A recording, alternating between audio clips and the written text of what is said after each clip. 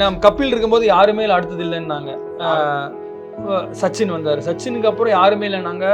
தோனி வந்தாரு, உங்களோட favourite. So MS Dhoni வந்தாரு. ஸோ தோனி முடிச்சோன்னு பார்த்தீங்கன்னா யாரு இல்லைனா கோலி வந்தார். ஸோ அதனால எவ்ரி ஃபேஸ் ஏதோ ஒரு சூப்பர் ஸ்டார் வருவாங்க. அதே பேட்டர்ன்ல போனா இந்த ரீப்ளேஸ்மெண்ட் எல்லா இடத்துக்குமே தேவைப்படுது. ரஹானே, புஜாரா, ரோஹித், விராட் கோலி. யார் இந்த 4 பேர் அப்படிங்கிறது? கோலி அண்ட் ஆர்சிபியோட அந்த காதல் கதையும் கொஞ்சம் அப்படியே ஒரு நல்ல காதல் பாட்டா பாடிட்டீங்கன்னா நல்லா இருக்கும். ஸோ ஒவ்வொரு வாட்டியும் அந்த போர்க்கண்ட சிங்கம் அந்த பாட்டு தான் சார் எங்களுக்குலாம் ஆர்சிபி ஃபேனா. ஃபேவரட்டிசம்னா கண்டிப்பா எல்லா இடத்துல எந்த இடத்துல இல்லைன்னு சொல்லுங்க. எந்த ஒர்க் பிளேஸ்ல ஃபேவரட்டிசம் இல்லை. இன்னைக்கு என்னன்னா நீ பிடிச்சவனை விளையாடவே, ஆனா டிசர்விங்கையும் விளையாடவைங்கிறேன். நீ பிடிச்சவனையும் விளையாடவே, டிசர்விங்கையும் விளையாடவேங்கிறேன்.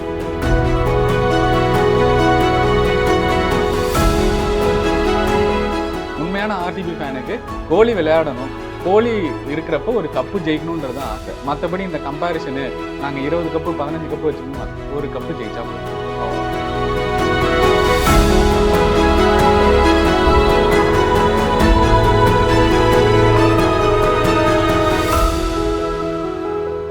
ரோஹித் சர்மா ரிட்டையர் ஆகிட்டாரு. அவர் ரிட்டையர் ஆனால் அந்த இடத்துல ஒரு 2 வேக்கன்சி கிரியேட் ஆகுது. ஒன்று கேப்டனாகவும், ஒன்று ஆஸ் எ ஓப்பனராகவும் ஒன்று. இவர் ஒரு செகண்ட் டவுனில் ஒரு சாலிட் பேட்டர். 2 பேர் பேக் டு பேக் எவ்வளோ ஸ்ட்ரகிள் பண்ணுவாங்க இந்தியா? அதுக்கு தான் நான் சொன்னேன். இந்த பாயிண்ட்டுக்கு தான் முன்னாடி நான் சொன்னது என்னன்னா, 2 பெரிய பேட்ஸ்மேன் போகும்போது அந்த transformation will take a long of time. But luckily thankfully Indian கிரிக்கெட்டுக்கு இப்போ இந்த ஐபிஎல் வந்ததுலேருந்து பார்த்தீங்கன்னா அந்த இன்டர்நேஷ்னல் அந்த ஸ்டேஜ் ஃபியர் சொல்லுவாங்க, அந்த இன்டர்நேஷ்னல் ஃபியர் கம்மி ஆயிடுச்சு. நீங்கள் ஃபார் சின்ன எக்ஸாம்பிள் எடுத்துக்கோங்க, சாய் சுதர்ஷன் பார்த்தீங்கன்னா is not played that much of international cricket, but one of the top players of this IPL. So அதனால I think opener kind of செட்டில்டுன்னு நினைக்கிறேன். ஏன்னா Sai Sudharsan was always going to replace Rohit Sharma. So அந்த problem இருக்காது. And also number 4 பார்த்தீங்கன்னா there will be juggling of players. For example middle order எனக்கு சாலிடாக இருக்கணும் அப்படின்னா, if Pant is going to keep, ராகுல் good slot in that position. So என்னன்னா ஒரு பர்மனன்ட் நம்பர் 4 இப்போ ரெடியாக இருக்குது. ஸோ டீம் இருக்குது. அதாவது நீங்கள் 6 பேட்டர்ஸ் இருக்காங்க. யார் எங்கே ஃபிட் ஆக போகிறாங்கங்கிறது கரெக்ட். ஏன்னா மோஸ்ட் லைக்லி ரிப்போர்ட்ஸ் என்ன சொல்லுதுன்னா கில்லுக்கு தான் கேப்டன்சி கொடுக்க போகிறாங்கன்னு நினைக்கிறேன். But I am not a big fan of giving captaincy to Gill, primarily because Gill he could be a good player, generational player சொல்றாங்க. But I'm still not convinced he's a all format or all conditions player. இன்னும் இல்லை. நீங்கள் well and good இங்கிலாண்டில் run அடிச்சார்னா good, but is still not got that அந்த இது வரல இன்னும். என்ன கேட்டிங்கன்னா பர்சனலாக யார் கொடுப்பீங்கன்னா பூம்ரா ஒரு சான்ஸ் இருந்தது. பட் ஆனால் Bumrah will not play all the 5 games. So அதனால கொடுக்கறது கஷ்டம். இவரும் இல்லைனா ஸோ என்னோட சாய்ஸ் யாருன்னு பார்த்தீங்கன்னா கேஎல் ராகுல். Because two things. One is he's going to play all the 5 games. He's got a good game and also ஒரு calm and composed character, and he's led decent teams also in the past.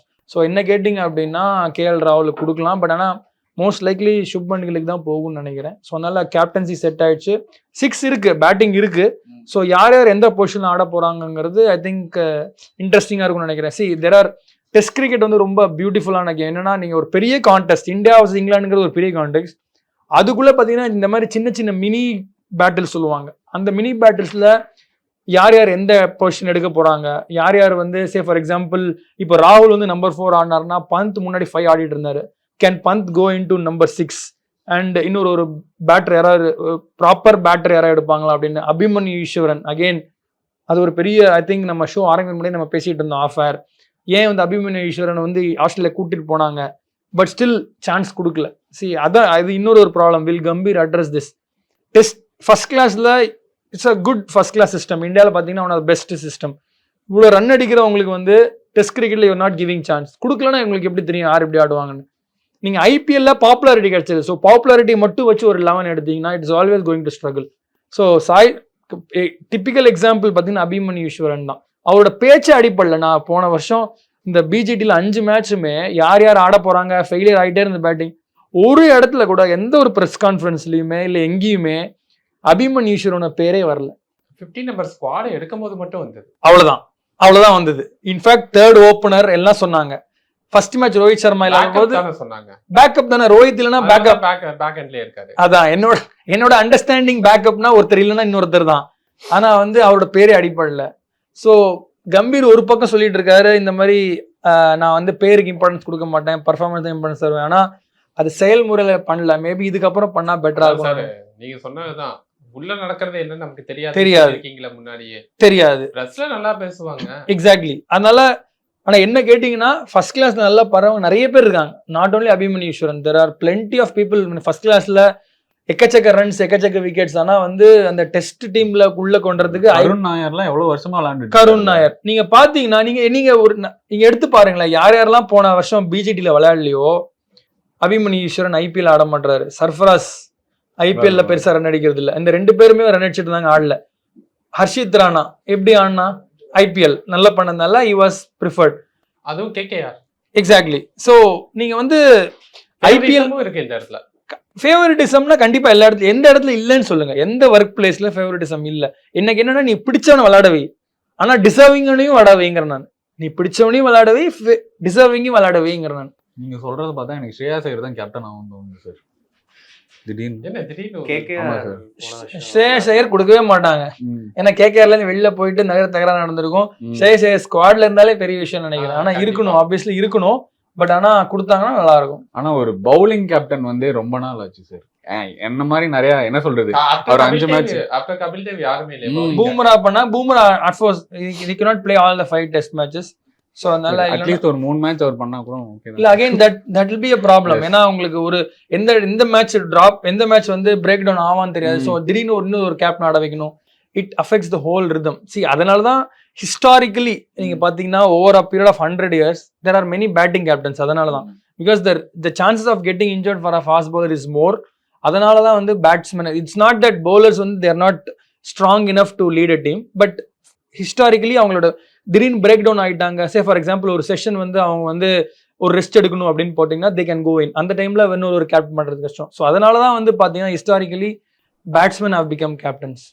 நீங்க சொல்லுங்க sir, Virat Kohli, Rohit Sharma 2 ஜாம்பவான் வந்து retire ஆகுறாங்க அப்படின்னா அந்த இடத்த யாரால fulfil பண்ண முடியும் பாஷா? It's a big question. நிறைய பேர் இருக்காங்க, நிறைய யங்ஸ்டர்ஸ் இருக்காங்க, நல்லா பெர்ஃபார்மன்ஸ் பண்றாங்க. பட் இவங்களை ரீப்ளேஸ் பண்ண முடியுமா? Actually Indian cricket had a pattern. Initially பார்த்தீங்கன்னா லைக் ஒரு கன்வென்ஷனல் ஓப்பனர்ஸ் இருந்தாங்க. அண்ட் தென் ராகுல் டிராவிடுக்குன்னு ஒரு பிளேஸ் இருந்துச்சு, someone who could stop the game and create the change. அதை வந்து புஜாரா கேரி ஃபார்வர்ட் பண்ணாரு. ஸோ ஒரு பேட்டர்னை செட் பண்ணி அதுக்குள்ளதான் லைனப் இருந்துகிட்டே இருந்தது. இப்போ அடுத்தடுத்த ரிட்டையர்மெண்ட்ஸ் நடந்துருக்கிறதுனால பேட்டர்ன்லேயே மாற்றம் வருமா அப்படிங்கிறது ஒரு கொஸ்டின் இருக்கு. நெக்ஸ்ட் திங் சார் சொன்ன மாதிரி though there are good performing cricketers, இங்கே எவ்வளோ வேகன்சி இருக்கு அப்படிங்கிற ஒன்று இருக்கு. பாயிண்ட் நம்பர் 1, கேஎல் ராகுல வந்து ஓப்பனராக இறக்கணுங்கிற இன்ட்ரெஸ்ட் கௌதம் கம்பீருக்கு இருக்கா அப்படின்னா எக்ஸ்பீரியன்ஸ் இருக்கக்கூடிய கிரிக்கெட்டர்ஸ் பின்னாடி யார் இருக்காங்க? Once upon a time we had someone like VVS Laxman, Rahane. Top ஆர்டர்லேயே பார்த்தீங்கன்னா புஜாரா இருப்பாரு. அப்போ அந்த blend of experience and young cricketers அதை வந்து எப்படி மிக்ஸ் பண்ண போறாங்கன்னு தெரியல. அதுக்காகவே இட்ஸ் ஃபோர்ஸ்ட் தட் கேஎல் ராகுல் வந்து டாப் ஆர்டர்ல வர முடியாது. But I'm not sure Gautam Gambhir என்ன ப்ரிஃபர் பண்ண போறாரு, யார் கேப்டனா இருக்க போறாங்க. முன்னாடியே சொன்ன மாதிரி கேஎல் ராகுலா, பும்ராவா, இல்லை அது வந்து சுப்மன் கில் கைக்கு கொண்டு போக போறாங்களா அப்படிங்கிறது. ஸோ இந்த இங்கிலாந்து சீரீஸ் மட்டுமே கணக்கு இல்லை, அடுத்த வேர்ல்ட் டெஸ்ட் சாம்பியன்ஷிப் தான் டார்கெட்டா இருக்க போகுது. அதனால அடுத்த ஒரு வருஷத்துக்கு lot more dramas are waiting. அதை வெயிட் பண்ணி தான் பார்க்கணும். லைக் இந்த சாய் சுதர்ஷன் வந்து நம்பர் 3ல வரலாம், கில்ல அவங்க 4க்கும் கொண்டு வரலாம். கன்வென்ஷனலா என்ன விராட் கோலி பண்ணாரோ ஆமா ஆமா ஆமா அப்படியே கொண்டு வரலாம். ஏன்னா அந்த இடம் சச்சின் இருந்த இடம், இவங்க அப்படிதான் காயின் பண்றாங்கன்னு அதுவா இருக்கலாம். இது ஃபேன்ஸோட பார்வையும் கூட. ஆனா எது சர்ப்ரைசிங்கா இருக்குன்னா கௌதம் கம்பீர் என்ன யோசிக்கிறாரு, அவருக்கான கேப்டனா தான் எந்த கேப்டன் வர போறாங்க. இந்த ரெண்டும் பிளெண்ட் பண்ணி அப்படி பார்க்க போனா கில்லும் ரோஹித் சர்மா கில்லும் விராட் கோலியும் ரொம்ப க்ளோஸா இருப்பாங்கன்னு கேள்விப்பட்டேன். இல்ல இது வந்து ஃபேன்ஸ் பெர்ஸ்பெக்டிவ் தான் நான் சொல்றது. இந்த இடம் வந்து பிரின்ஸ்னு அவர் தான் சொல்றாங்க, கிங்குக்கு அடுத்து பிரின்ஸுங்கிற மாதிரி. ஸோ அந்த ஆங்கிள் கொண்டு போகலாம். பாயிண்ட் நம்பர் 2 என்ன அப்படின்னு பார்த்தீங்கன்னா, ரோஹித் சர்மாவோட அப்ரோச் வந்து அந்த பேஸ்பால் அப்ரோச்சை கொஞ்சம் அடாப்ட் பண்ணியிருந்தார் டெஸ்ட் கிரிக்கெட்டுக்குமே. ஸோ யசஸ்வி ஜெய்ஸ்வாலுக்கு வாய்ப்புகள் கொடுக்கப்பட்டது. இப்போ வந்து அவர் தான் ஓப்பனராக இருப்பாரா, இல்லை சொன்ன மாதிரி சாய் சுதர்ஷனை கொண்டு வந்துட்டு கில்லு கன்வென்ஷனலாக யோசிச்சா கில்லும் சாய் சுதர்ஷன் ஓப்பன் பண்ணிட்டு போகலாம். பட் அந்த ரீதியில போவாங்களா அப்படிங்கிறது எனக்கு தெரியல. 3 ரொம்ப முக்கியமான ஸ்பாட். புஜாராவை யார் ரீப்ளேஸ் பண்ண போறா?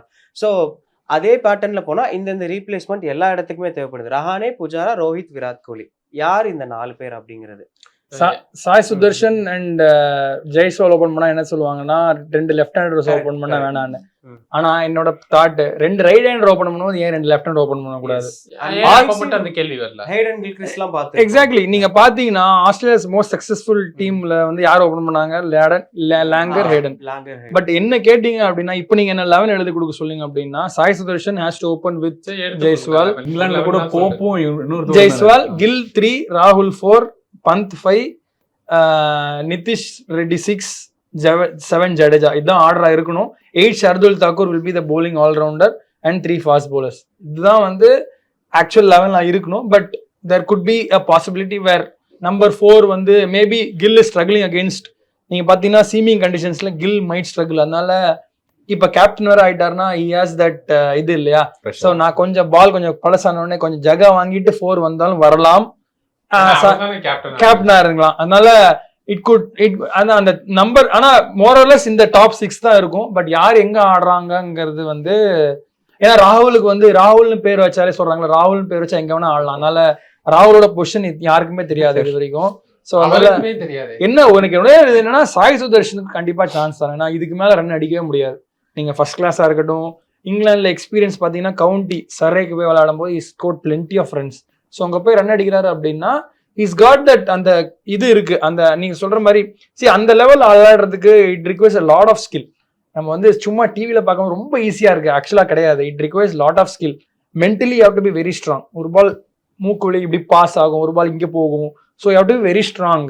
ஸோ அந்த அதெல்லாம் வச்சு பார்க்கும்போது is got that skill and also that mental space. அதனால இப்போ கொடுக்கலாம் அப்படின்னா we might losing another good quality player. எனக்கு என்னன்னா இப்போ நம்ம இந்தியாவை பேசுறோம்ல, ஆனா இதுவே ஆஸ்திரேலியாவும் இங்கிலாண்டும் பாத்தீங்கன்னா அடுத்த 10 வருஷத்துக்கு பிளான் போட்டு வச்சிருப்பாங்க. ஸோ அவங்க ஃபார்மேஷனே T20க்கு தனி ஒரு 11 இருப்பாங்க, ஸோ ஓடிஐக்கு ஒரு தனி 11 இருப்பாங்க, டெஸ்ட் கிரிக்கெட்டுக்கு ஒரு தனி 11 இருப்பாங்க. பண்ணிட்டு இருக்காரு அந்த அளவுக்கு. இப்போ நீங்க சொல்றீங்களா விரும்பினது கிடையாது. ஆல் ஃபார்மட் இப்போ 3 ஃபார்மட்லயுமே அப்ப சச்சின் விளையாட முடியாது. 3 கேப்டன் எடுத்துட்டு வராங்க. 3 ஃபார்மட்டுக்கும் 3 விதமான பிளேயர்ஸையும் யூஸ் பண்ண ஆரம்பிச்சிட்டாங்க ஆல்மோஸ்ட். சார் அது இன்னும் அக்ரெசிவா இதுவா இருக்கலாம் அப்படின்னு. இப்போ மிச்சல் ஸ்டார்க்கு இவங்கெல்லாம் பாத்தீங்கன்னா நான் டெஸ்ட்டுக்கு ரெடி, நான் டெஸ்ட் மட்டும் விளையாடுறேன் அப்படின்னு அவங்க ரெடி ஆயிட்டாங்கல்ல. ஸோ அந்த டெஸ்ட் ஃபார்மேட்டுக்குன்னு தனியா ஒரு பிளேயர்ஸை எப்பயுமே ட்ரெயின் பண்ணி டெஸ்ட் மேட்சா இவங்க தான்ப்பா, ஓடிஐ மேட்சா ஓடிஐ டீமுக்குன்னு ஒரு டீமை பேக்கப் பண்ணி அவங்க அடுத்த ஒரு 10 வருஷம் 15 வருஷத்துக்கு பிளான் போட்டு வைக்கிறாங்க. ஸோ அதனாலதான் அவங்களுக்கு ஃபாஸ்ட் பவுலர்ஸ் பிரச்சனையா இருந்தாலும் பேக்கப்ல ஆள் இருக்காங்க, நடுவில் பேட்டர்ஸ் பிரச்சனையா இருந்தாலும் அவங்க மறுபடியும் அடுத்தடுத்த பசங்களை கொண்டு வராங்க. ஸோ யங் டேலண்ட்டும் அவங்க அப்படிதான் வருது. அதுதான் நம்ம பார்க்க வேண்டியதும். இப்போ ஓரளவுக்கு அதை இந்தியா பண்றாங்கன்றீங்க, இன்னும் அதை இன்னும் நல்லா பண்ணாங்க நல்லா இருக்கும். கோலி அண்ட் ஆர்சிபியோட அந்த காதல் கதையும் கொஞ்சம் அப்படியே ஒரு நல்ல காதல் பாட்டா வந்து பாடிட்டீங்கன்னா நல்லா இருக்கும். ஸோ சார் அதான் என்ன சொல்ல, ஒரு ஃபேன் எப்பயுமே வந்து ஜெயிக்கும் போது மட்டும்தான் கொண்டாடுவானா அப்படின்னா கிடையவே கிடையாது. அவங்க வந்து கஷ்டப்படுறப்ப தோல்வியில இருக்கிறப்ப அப்பயும் ரசிக்கிறவன் தான் உண்மையான ஃபேன். இப்போ டெஸ்ட் ஃபார்மேட்லேயே வந்து டெஸ்ட் கிரிக்கெட்லேயே வந்து 2019ல இருந்து 2022 வரைக்கும் விராட் கோலி ஒரு செஞ்சுரி அடிக்கலன்னு 1000 நாள் வந்து அவங்களை அவ்வளோ இது பண்ணுவாங்க. ஆனா அவர் அப்ப ஸ்கோர் பண்ண 60s 70s 40s எல்லாமே ரொம்ப முக்கியமான கான்ட்ரிபியூஷனா இருக்கும். உடனே விக்கெட்டு சரிஞ்சுக்கிட்டே இருக்கும், ஆனா ஸ்டாண்ட் பேக் பண்ணி ஒரு இன்னிங்ஸை கொண்டு போயிருப்பார்.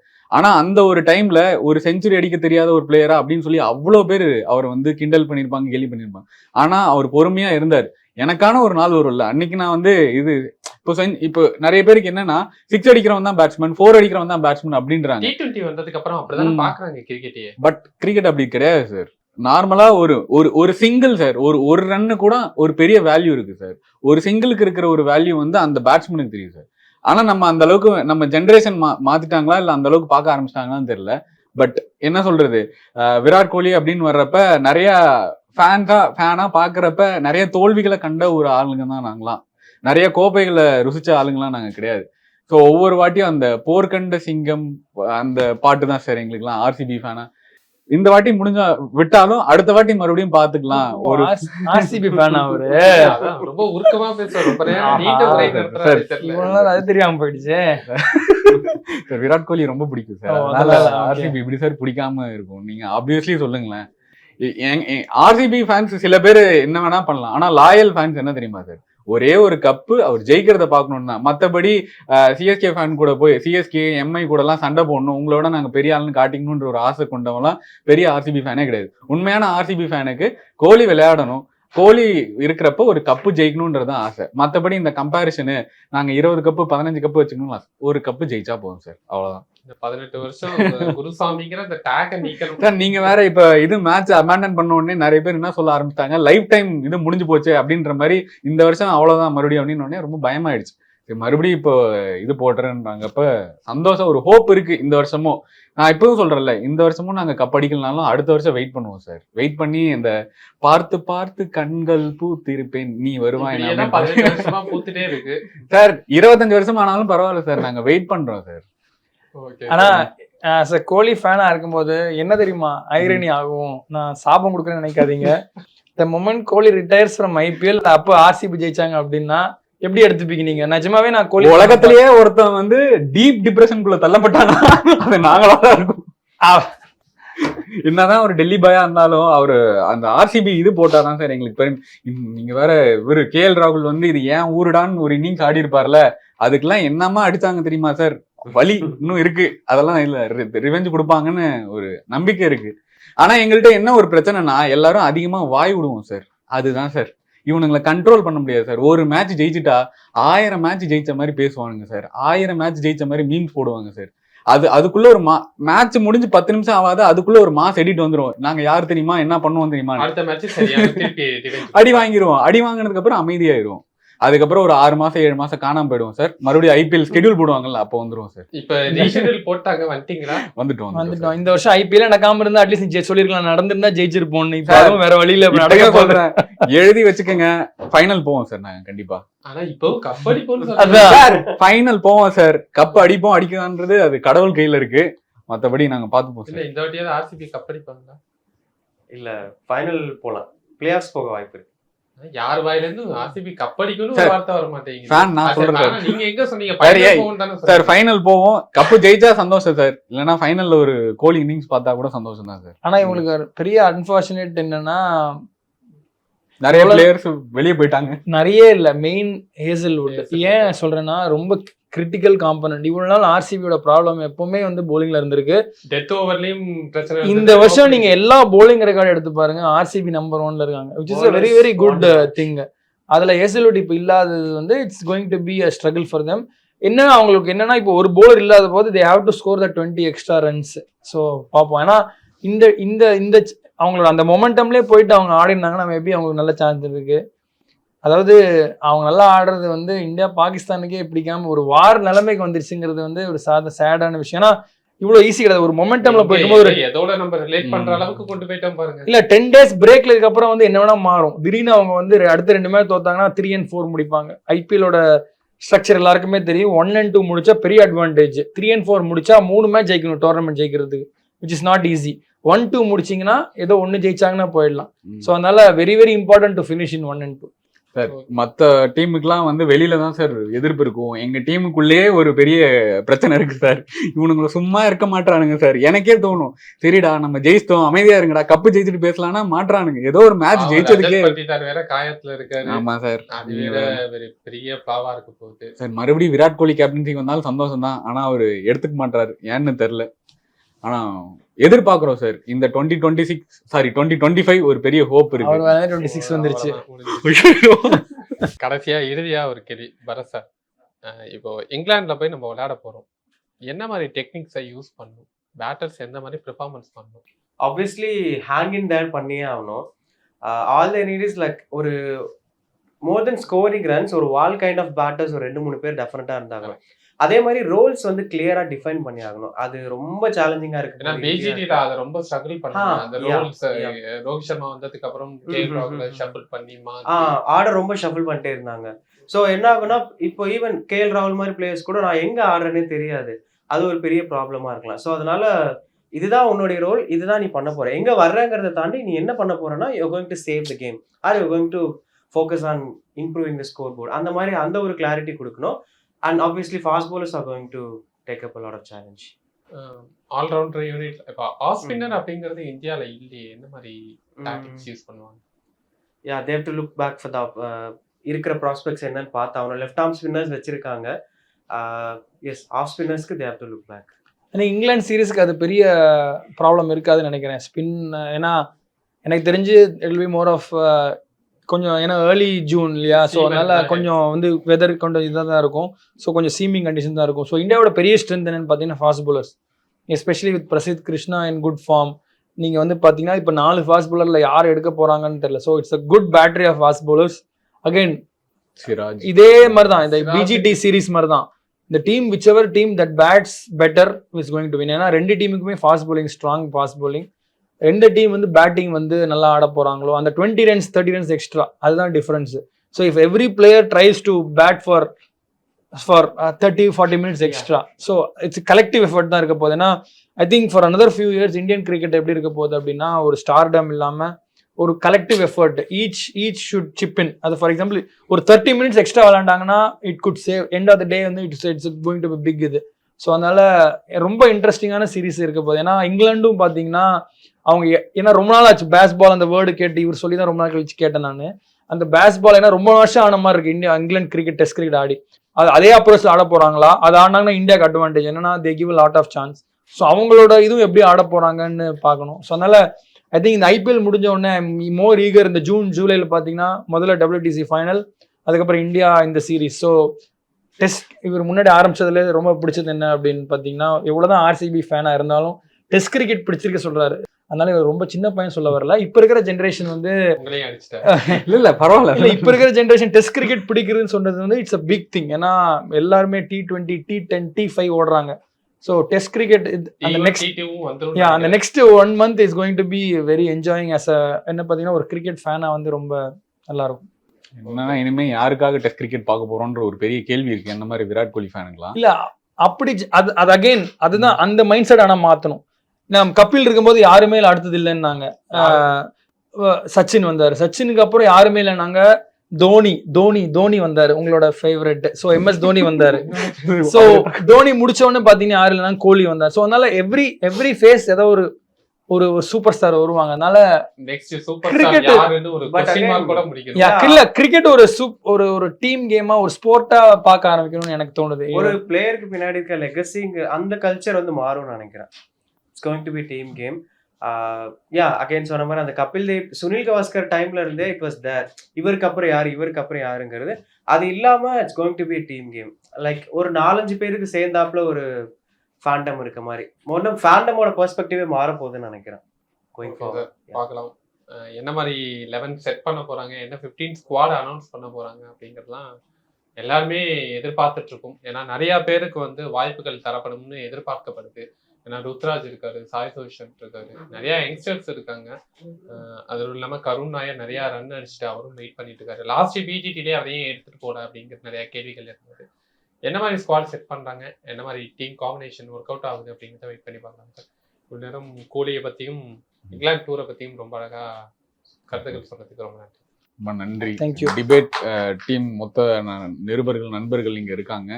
ரொம்ப எஃபர்ட் எடுத்து ஒவ்வொரு வீடியோவும் பண்றாங்க. தொடர்ந்து உங்களுடைய சேவை, அதாவது நீங்க இப்ப பண்ற இந்த விஷயம் இருக்குல்ல, நல்லா ரிசர்ச் பண்ணி எஃபர்ட் எடுத்து பண்றாங்க. தொடர்ந்து இது போகட்டும். அடுத்தடுத்த உயர நிலைக்கு நீங்க எல்லாரும் போகிறதுக்கு எங்க 3 பேர் சார்பாக மாபெரும் வாழ்த்துக்கள். நன்றி.